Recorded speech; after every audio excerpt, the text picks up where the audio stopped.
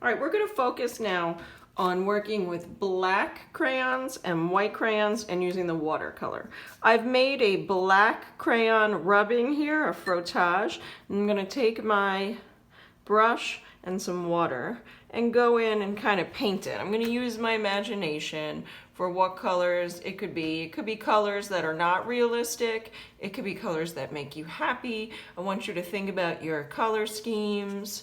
You know, sometimes doing analogous colors or the ones that are next to each other is really powerful because there's a sense of unity inherently with that kind of a color scheme. So if you look on the color wheel, you could do like red, red, orange, orange, or blue, blue, violet, violet. But for this one, since this is my realistic one, my representational one, I'm going to go with representational colors and paint things kind of natural, since this was natural. Now, if you want to get in a small area and really use the tip of your brush, then hold your brush upright, straight up and down, and that helps you.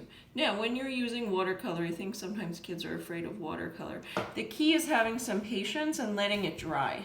Right now, if I was going to go in and paint the background, everything would bleed together, and that's very frustrating, I think, for people that are learning watercolors. Like, watercolor is actually my favorite way to paint, but there's been years and years of oops moments, okay? So at this point, I would let this dry before I would go back in and do my background. Okay, so let me show you some examples of black crayon and watercolor. That's going to be the first thing that you try now.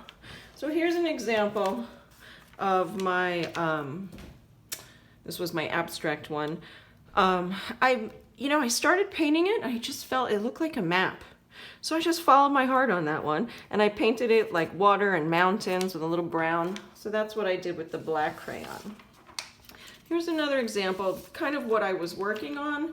Now I want to go back in and show you how after the front part dries, then we can go in and pick a color and just go back in and lay some color in there. Now that this is dry, I can get up in here and I'm not afraid that it's all going to bleed together. Okay, so there's some black crayon in color.